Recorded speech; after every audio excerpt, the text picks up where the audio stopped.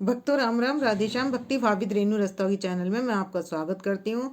तो आप सभी को जया एकादशी की हार्दिक शुभकामनाएं।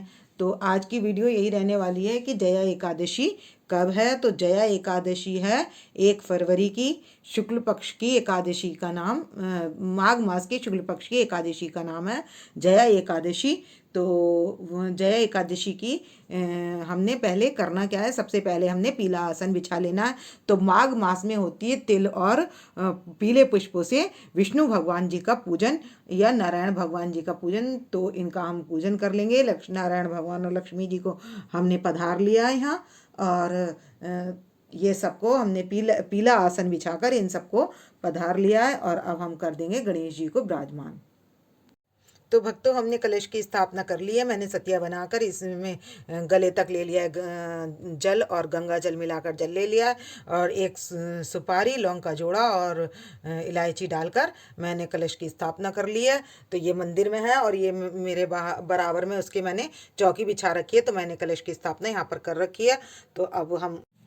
तो हम सबसे पहले गणेश जी का पूजन करने से पहले जान लेंगे कि हमें पारायण कब करना है और एकादशी कब आ रही है। तो 31 तारीख को 11:55 पर आ रही है एकादशी, और अगले दिन यानी कि 1 तारीख को रहेगी 2 बजे तक एकादशी। और उसके बाद द्वादशी चालू हो जाएगी। तो द्वादशी तिथि अगले दिन 3 बजे के बाद तक है। तो इसलिए हम क्या करेंगे, 2:05 से द्वादशी तिथि शुरू होगी। तो 2 बजे के बाद से है। तो इसलिए हमने क्या करना है, व्रत हमें 10वीं वेदी एकादशी का नहीं करना होता। और सूर्य उदय तिथि की द्वादशी वाली तिथि का व्रत सबसे श्रेष्ठ माना जाता है। इसलिए हमने करना है द्वादशी तिथि पर 1 तारीख को एकादशी का व्रत।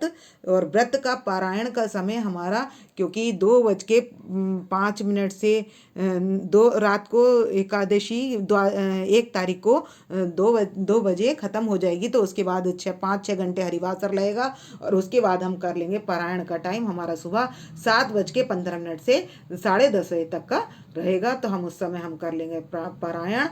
तो अब आता है दान क्या करना है। तो दान हमें तिल की वस्तुएं, माघ मास में तिल से स्नान, काले तिल डालकर हमें गंगा जल डालकर स्नान कर लेना है। शुद्ध होकर हमने विष्णु भगवान जी का दीपक जलाना है।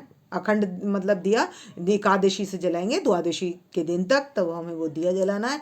और उसके लिए हम कलश की स्थापना हमने कर ली है। तिल का दान करना होता है। तो तिल ही खाने होते हैं, क्योंकि ज़रूरी होता है तिल खाना। और तिल से ही हवन करते हैं, तिल से ही तर्पण करते हैं।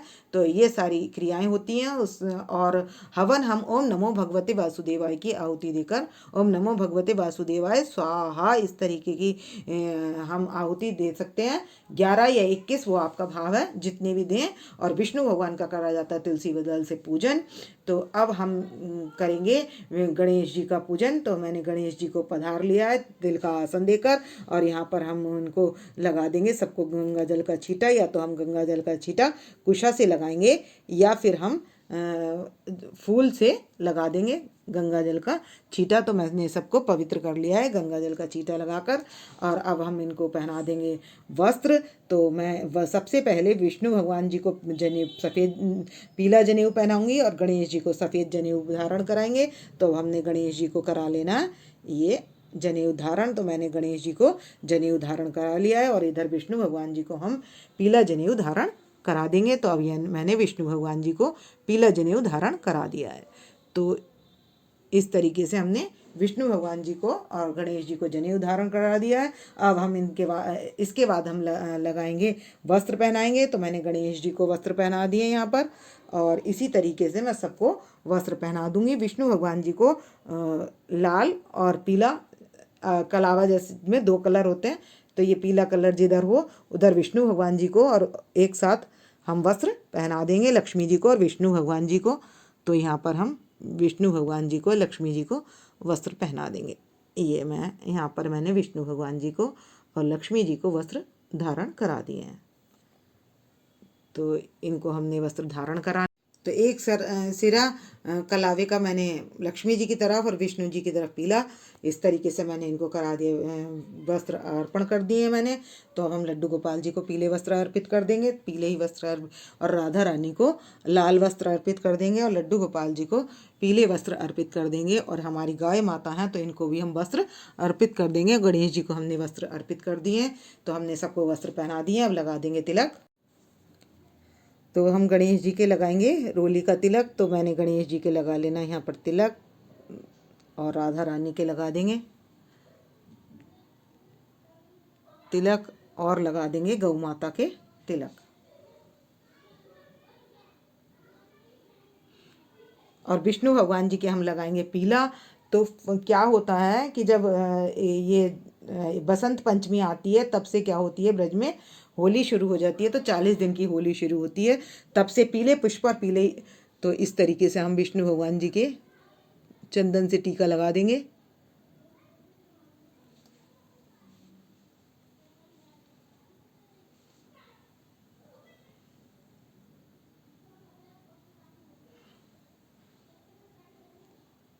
और यहाँ पर भी हम विष्णु भगवान जी के चंदन से टीका लगा देंगे। तो हमने सबका टीका लगा दिया है। और अब हम इनको, तो 40 दिन तक होली चलती है, तो आज हम क्या करेंगे, अबीर और गुलाल का पुष्प इनको अर्पित कर देंगे। तो ये हम, इसमें है गुलाल और अबीर मिला लिया है मैंने, और इसमें हम गुलाल अबीर लगाकर ये मैं पुष्प गणेश जी के पास अर्पित कर दूंगी।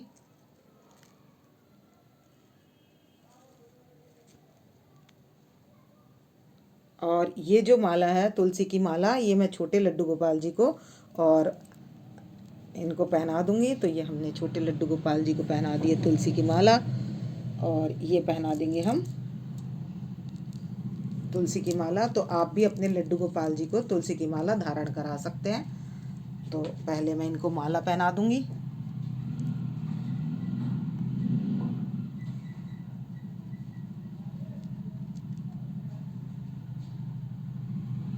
तो मैंने इन्हें धारण करा दिए तुलसी की माला, और हम पीले पुष्पों की माला पहना देंगे इनको।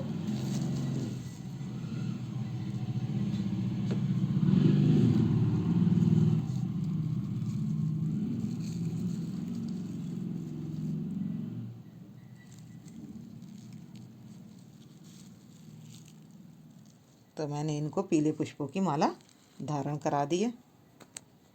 तो अब हम राधा रानी के पास वाइट पुष्प अर्पित कर देंगे, और यहाँ हम विष्णु भगवान जी के पास पीला पुष्प अर्पित कर देंगे। और यहाँ पर है लक्ष्मी जी, तो लक्ष्मी जी के लिए वाइट पुष्प पर गुलाब का पुष्प या कमल का पुष्प, डंडी वाला, जो भी लें आप, तो डंडी वाला ले लें। जैसे कमल की नाल पर ये कमल का पुष्प है, ऐसे भाव से कि हम, अगर हम गुलाब का भी चढ़ा रहे हैं तो हम भाव रख के ये कह सकते हैं, भगवान जी, हम लक्ष्मी माता जी, लक्ष्मी मैया, मैं आपके लिए कमल का डंडी वाला पुष्प आपको अर्पित करती हूँ। और इस तरीके से हम विष्णु भगवान जी के पास भी पीले पुष्प अर्पित कर देंगे। पीले पुष्पों से कर लेंगे इन सभी का पूजन। और ये गुलाल और अबीर लगा हुआ ये पीला पुष्प मैं इनके पास अर्पित कर दूंगी। इस तरीके से हमने सबके पास पुष्प अर्पित कर दिए। उधर गौ माता के पास भी हम पुष्प अर्पित कर देंगे। तो इस तरीके से हमने इनका कर लिया है पूजन। और जया एकादशी के प्रभाव से भूत प्रेत की योनि से मुक्ति मिल जाती है। कई वर्षों तक स्वर्ग में, ब्रह्म लोक में वास करके हमें कई याज, और इसी व्रत के करने से कई यज्ञ, वाजपेयी यज्ञ के फलों की प्राप्ति होती है। और ब्रह्म हत्या आदि जो हमारे पर जैसे ब्रह्म हत्या लगी हो, तो वैसे पाप भी इस व्रत के करने से नाश हो जाते हैं। तो अब हम एकादशी की बुक का पूजन कर लेंगे। तो हम कर लेंगे पूजन। तो यहाँ पर मैं कुशा से जल छिड़क कर मैंने छींटा लगा दिया है, और अब हम लगा देंगे रोली से तिलक। तो यहाँ पर हम तिलक लगा देंगे। इन सभी के तिलक तो हम लगाएंगे राधा रानी के, और इनके सबके तो तिलक लगाएंगे हम रोली से। और विष्णु भगवान जी का तिलक हम चंदन से लगाएंगे। तो हम विष्णु भगवान जी के तिलक चंदन से लगा देंगे। तो मैंने इनके लगा दिया तिलक। तो हम यहीं इसमें बुक में कथा है, तो हम कथा कर लेंगे बुक से। तो ये है एकादशी की कथा, जया एकादशी की कथा। तो हम इस बुक में से कर लेंगे कथा। तो हम सबसे पहले जलाएंगे दीप और भोग रख देंगे। तो मैं सबसे पहले दीप और भोग लगा दूंगी। और हमने चढ़ा दिया इनके चरणों में पीला पुष्प। और अब हम करेंगे धूप दीप से पूजा। तो सबसे पहले मैं गणेश जी के पास फल अर्पित कर दूंगी। और उसके बाद हम राधा रानी के पास फल अर्पित कर देंगे। लाल फल अर्पित कर दिया। और विष्णु भगवान जी के पास हम ये अपने लड्डू गोपाल जी हैं, इनके पास भी पीले फल अर्पित कर देंगे। और ये फल हम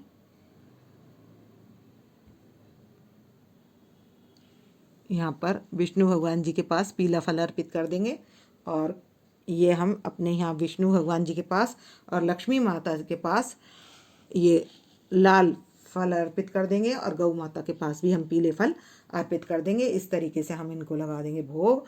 और यहाँ पर हम भोग के लिए तिल की रेवड़ी और ये सब व्रत में खाई जाने वाली चीज़ें हैं जो हम इसमें लगा देंगे, भोग के लिए रख देंगे। यहाँ पर ये मखाने और ये पंचमेवा और ये पूजा के लिए है तिल और ये है मिश्री।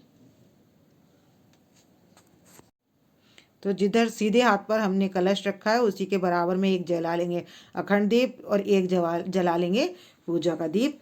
तो एकादशी के व्रत की कथा क्या है मैं सार रूप में बता देती हूँ कि कृष्ण जी से अर्जुन बोले कृष्ण जी से कि कृष्ण जी एकादशी का क्या जया एकादशी का क्या फल है। तब कहते हैं कि एक बार देवराज इंद्र वन में विहार कर रहे थे, तो गंधर्व गायन कर रहे थे। वह गंधर्व कन्याएं चारों ओर उत्सव हो रहा था, तो उसमें गंधर्व कन्याएं नाच रही थी।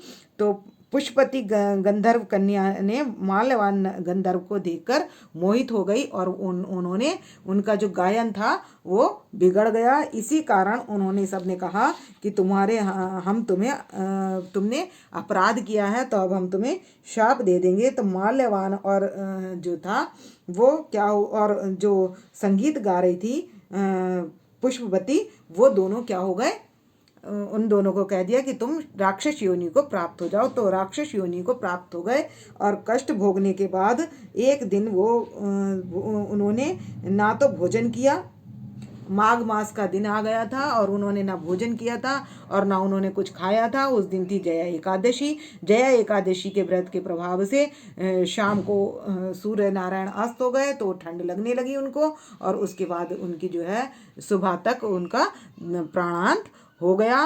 तो जया एकादशी के व्रत के प्रभाव से वे क्या बने, अगले जन्म में गंधर्व बने और उन्होंने गंधर्व की देह प्राप्त करके वैकुंठ में स्वर्ग को प्राप्त किया।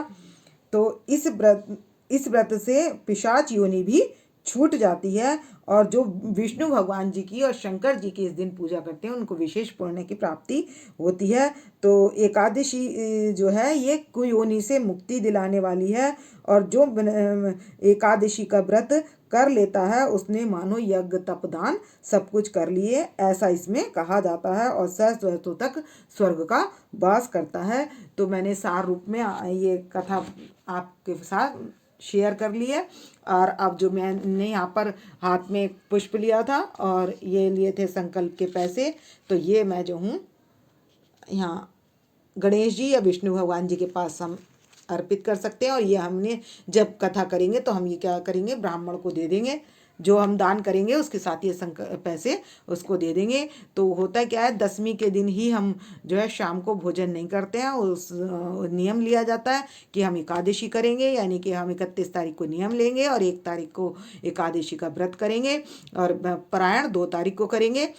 इसके बाद हम कर लेंगे, एकादशी के बाद हम कर लेंगे अब आरती तो अब करेंगे विष्णु भगवान जी की और गंगा जी की आरती करेंगे, क्योंकि गंगा जी जगत को तरण तारण करने वाली हैं। तो और विष्णु भगवान जी के जो चरणों से जल निकला है वो गंगा जी हैं, तो इसलिए हम क्या करेंगे, विष्णु भगवान जी के बाद गंगा जी की आरती करेंगे और 24 एकादशियों के नाम अवश्य लेंगे। इस बार पढ़ेंगी 26 एकादशी, क्योंकि हर महीने 2 आती हैं, 12 की 24 हो गई और 2 हो गई मल मास की या पुरुषोत्तम मास की, तो वही 26 एकादशियाँ पड़ेंगी। और सावन 2 होंगे, इसलिए वहाँ पर 26 एकादशियाँ हो जाएंगी।